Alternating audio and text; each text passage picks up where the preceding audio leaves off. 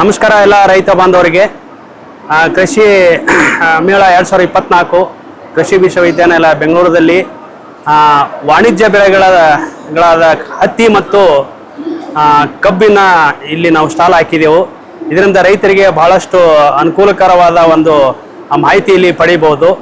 ಇಲ್ಲಿ ಬಂದು ನಾವು ಪ್ರಮುಖವಾಗಿ ಹತ್ತಿ ನಾವು ಅಖಿಲ ಭಾರತ ಸುಸಂಘಟಿತ ಸಂಶೋಧನಾ ಕೇಂದ್ರ ಚಾಮರಾಜನಗರದಲ್ಲಿ ನಾನು ಕೀಟಶಾಸ್ತ್ರಜ್ಞನಾಗಿ ಕೆಲಸ ಮಾಡ್ತಾ ಇದ್ದೀನಿ. ಅಲ್ಲಿ ನಾವು ಪ್ರಮುಖವಾಗಿ ಹತ್ತಿಯಲ್ಲಿ ಬಹಳಷ್ಟು ಸಂಶೋಧನೆಗಳನ್ನು ಪ್ರತಿ ವರ್ಷ ತೆಗೆದುಕೊಳ್ತಾ ಇದ್ದೆವು.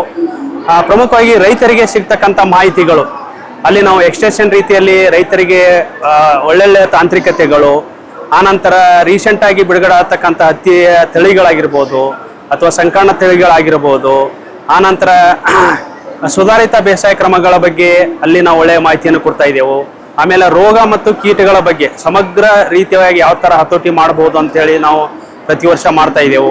ಆನಂತರ ನಾವು ಪ್ರತಿ ವಾರ ರೈತರ ತಾಕುಗಳಿಗೆ ಹೋಗಿ ಅಲ್ಲಿ ಇರ್ತಕ್ಕಂಥ ಒಂದು ಕೀಟ ಇರ್ಬೋದು ಅಥವಾ ರೋಗ ಇರ್ಬೋದು, ಅದರದ್ದು ಏನಾದರೂ ಸಾಂದರ್ಭಿಕವಾಗಿ ಅದು ಯಾವ ಥರ ಇದೆ, ಎಷ್ಟೊಂದು ಪ್ರಮಾಣದಲ್ಲಿ ಇದೆ, ಅದರ ಹತೋಟಿ ಯಾವ ಥರ ಮಾಡಬೇಕು ಅಂಥೇಳಿ ನಾವು ರೈತರ ಸ್ಪಾಟ್ದೊಳಗೆ ನಾವು ಮಾಹಿತಿಯನ್ನು ಕೊಡ್ತಕ್ಕಂಥದ್ದು ಇದೆ.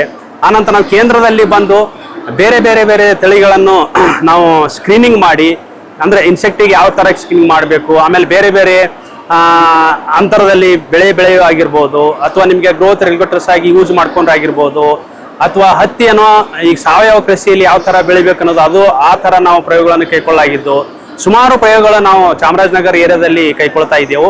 ಇಲ್ಲಿ ನಮ್ಮ ಕರ್ನಾಟಕದಲ್ಲಿ ನಾವು ದಕ್ಷಿಣ ಭಾಗದಲ್ಲಿ ನಾವು ಪ್ರಮುಖವಾಗಿ ಮೈಸೂರಾಗಿರ್ಬೋದು, ಚಾಮರಾಜ ಆಗಿರ್ಬೋದು, HD ಕೋಟೆ ಆಗಿರ್ಬೋದು, ಇಲ್ಲಿ ನಾವು ಹತ್ತಿಯನ್ನು ಯಥೇಚ್ಛವಾಗಿ ಬೆಳೀತಾ ಇದ್ದೆವು.